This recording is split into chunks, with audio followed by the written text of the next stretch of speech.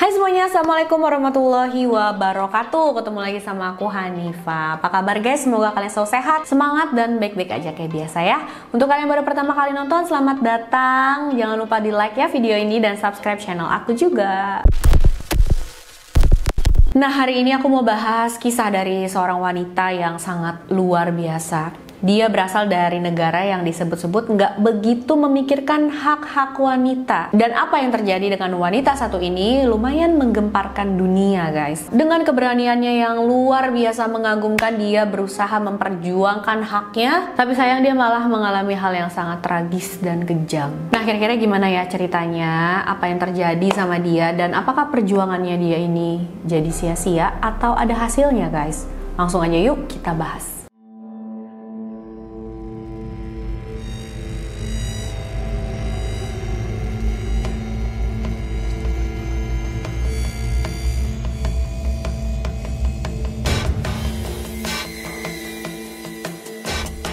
Kisah ini berasal dari Pakistan tentang seorang wanita bernama Malala Yousafzai. Dia lahir pada tanggal 12 Juli tahun 97 di Mingora yang merupakan kota terbesar di Lembah Swat, Pakistan. Malala lahir dari keluarga bersuku Pashtun dan beragama Islam. Dia anak sulung dari pasangan yang bernama Ziauddin dan Turpeka Yousafzai, dan Malala ini punya dua adik laki-laki bernama Hushal dan Atal. Ayah Malala merupakan seorang penyair, pemilik sekolah, dan seorang aktivis pendidikan di Pakistan. Ayahnya menjalankan beberapa sekolah swasta yang dinamakan Hushal Public School. Masa kecil Malala itu bisa dibilang menyenangkan ya guys, karena dia itu tinggal di daerah yang menjadi destinasi favorit para wisatawan yang populer ya, yang dikenal dengan festival musim panasnya di sana. Malala punya cita-cita untuk menjadi seorang dokter. Dan walaupun ayahnya tuh selalu mendukung, mensupport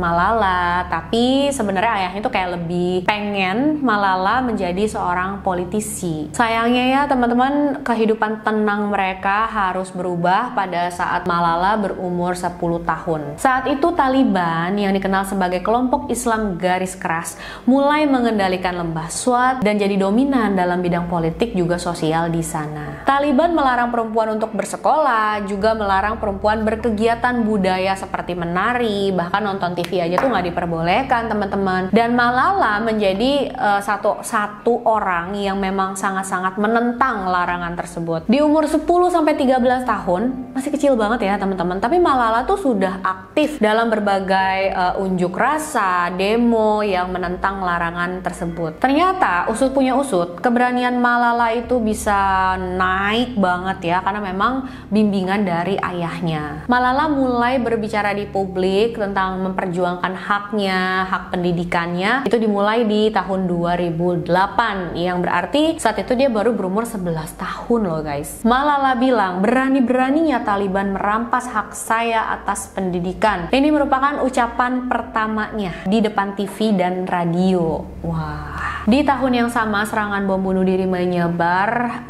hampir ada 400 sekolah yang hancur di sana. Nama Malala Yousafzai sendiri itu sudah menggema ya, berkat keberaniannya menyuarakan perlawanan terhadap kelompok tersebut. Malala juga memaksa supaya perempuan itu diperbolehkan mendapat hak yang sama di bidang pendidikan. Tepat di bulan September 2008, setelah Taliban menyerang sekolah perempuan di Swat, Malala berpidato dengan judul "Betapa beraninya Taliban merampas hak dasar untuk bersekolah". 1 tahun kemudian, tepatnya di tahun 2009, terjadilah tuh teman-teman perang antara Pakistan dan Taliban, yang akhirnya Malala tuh menjadi pengungsi di negaranya sendiri. Malala dan semua keluarganya itu harus meninggalkan rumah dan pergi ratusan kilometer mencari tempat yang aman. Setelah kondisinya aman, Malala dan keluarganya tuh baru balik dan tinggal lagi di rumahnya. Dan pada saat itu Malala masih nggak berhenti ya, dia menggunakan media sosial untuk berkampanye menyuarakan hak-hak atas pendidikannya. Tindakannya semakin nyata dan pastinya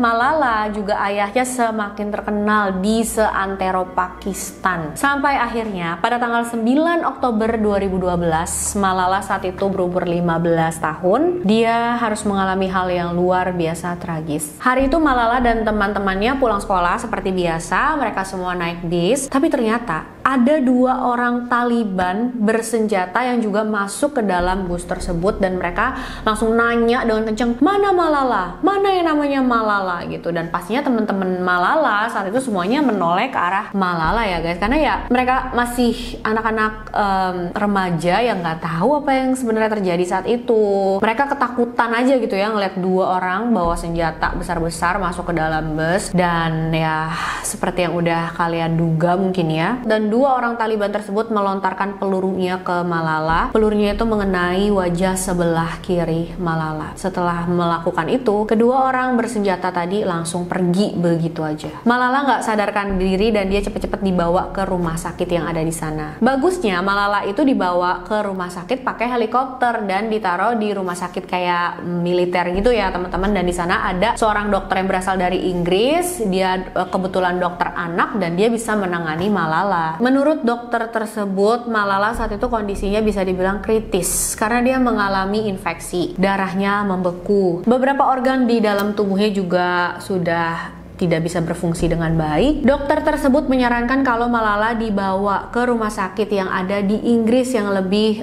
canggih teknologinya gitu ya guys, supaya dia bisa diselamatkan. Tapi perjalanannya itu butuh 8 jam dan ini bisa aja mengancam nyawa Malala juga. Akhirnya Uni Emirat Arab meminjamkan salah satu pesawat mereka untuk membawa Malala ke Inggris, ke rumah sakit dengan teknologi yang lebih canggih. Setelah sampai di rumah sakit yang ada di Inggris itu, tim medis langsung merawat Malala dengan intensif. Tapi dengan keajaiban Tuhan dan kerja keras mereka, akhirnya Malala bisa selamat. Malala bisa selamat karena juga pada saat pelurunya menuju ke dia, tangannya dia tuh kayak menghalangi gini guys, jadi nggak langsung kena ke bagian wajahnya. Jadi pelurunya itu memantul, nggak mengenai bagian otaknya, tapi mengenai bagian gendang telinganya. Makanya saat itu dokter bilang, kami belum pasti ya apakah setelah pulih pun Malala bisa mendengar seperti biasa lagi. Tapi untungnya sampai sekarang nih ya, Malala udah pulih dan pendengarannya itu baik-baik aja. Pada saat dia sadar, yang pertama kali ditanyakan oleh Malala adalah ayahnya. Ayah aku gimana? Apakah dia diserang juga? Apakah dia baik-baik aja? Dan alhamdulillah ya, ayahnya tuh baik-baik aja guys. 10 hari setelah kejadian itu, Malala senang banget karena akhirnya dia bisa ketemu lagi dengan keluarganya. Dan semua keluarganya juga dalam kondisi yang baik-baik aja. 3 bulan kemudian, Malala masih menjalani terapi supaya otot dan syarafnya itu berfungsi kembali dengan baik. Pemimpin Taliban yang bernama Adnan Rashid mengirimi surat yang menjelaskan kenapa alasan mereka melukai Malala, dan mereka bilang karena sikap kritis Malala terhadap kelompok militan, bukan karena dia seorang penggiat pendidikan perempuan. Rashid juga mengungkapkan penyesalannya atas kejadian ini, tapi dia nggak minta maaf atas luka yang dialami Malala.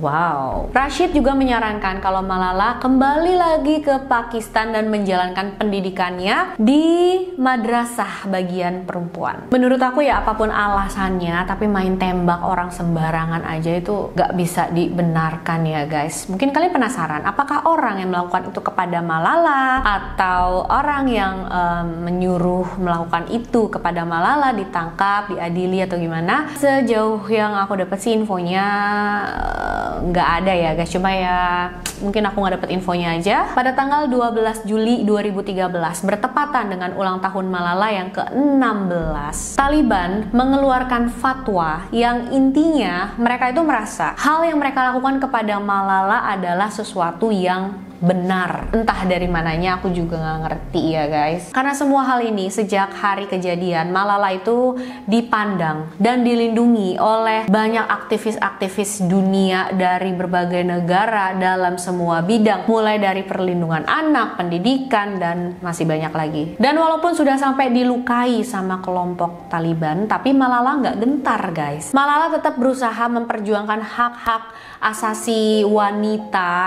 untuk bersekolah dan mendapatkan pendidikan yang layak. Bertepatan dengan ulang tahunnya, Malala berpidato di depan forum Majelis Kaum Muda di markas besar PBB di New York, Amerika Serikat. Pidatonya memuat 3 hal penting nih guys, yaitu hak perempuan, perlawanan terhadap terorisme, dan kebodohan. PBB juga mendeklarasikan hari tersebut sebagai Hari Malala. Dia juga menerbitkan buku pertamanya yang berjudul I Am Malala. Tahun itu juga dia mendirikan lembaga amal Malala Fund perempuan yang dibantu ayahnya. Sekarang lembaga tersebut memberdayakan anak perempuan untuk mengolah potensi diri mereka sehingga mampu menjadi pemimpin kuat bagi negara. Proyek pendidikan dari Malala Fund tersebar di 6 negara dan bekerja sama dengan para pemimpin dunia. Wow, luar biasa ya guys. Pada bulan Oktober 2014, Malala dan Kailash Satyarthi yang merupakan seorang aktivis hak asasi manusia dari India, mereka diberikan penghargaan Nobel di bidang perdamaian tahun 2014 untuk perjuangan mereka melawan penindasan pada anak-anak dan juga remaja serta mendapatkan hak pendidikan bagi mereka. Dan Malala menjadi penerima penghargaan Nobel termuda guys, karena pada saat mendapatkan penghargaan itu umurnya baru 17 tahun.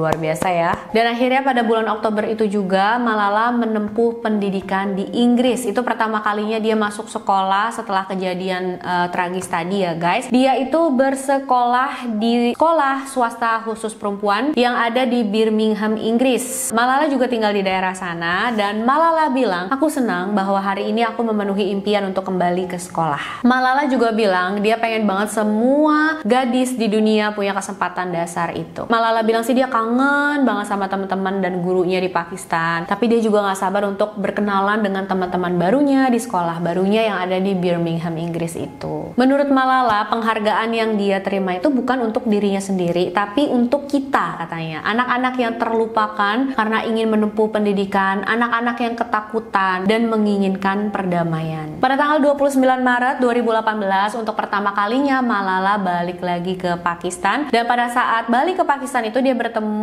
dengan Perdana Menteri Syahid Khawan Abbasi dan menyampaikan pidato yang penuh emosional dan semangat. Selama 4 hari di Pakistan, Malala menyampaikan betapa dia rindu dan bahagia banget bisa menginjakan kakinya lagi di tanah kelahirannya. Dari hasil keberaniannya, kebaikannya, dan kerja kerasnya, akhirnya Malala itu diterima kuliah di Universitas Oxford, Inggris. Malala lulus pada bulan Juni tahun 2020, saat itu dia berumur 23 tahun. Wow, benar-benar perjuangan yang luar biasa ya teman-teman. Memang gak ada yang gak mungkin kalau kita bekerja keras dan berusaha, percaya dengan diri kita sendiri ya guys. Pada bulan November tahun 2021, Malala mengakhiri masa lajangnya karena dia menikah dengan seorang pria bernama Asher Malik. Jadi Asher Malik ini adalah seorang general manager untuk Dewan Kriket Pakistan di Birmingham, Inggris. Mereka menikah setelah bertemu dan berkenalan selama 2 tahun.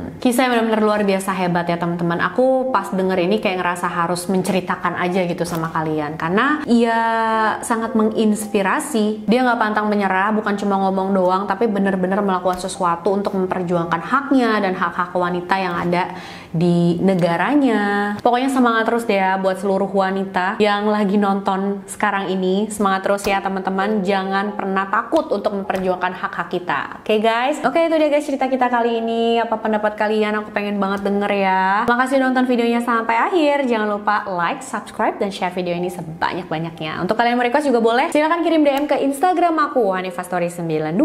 Sampai jumpa di video selanjutnya guys. Bye bye.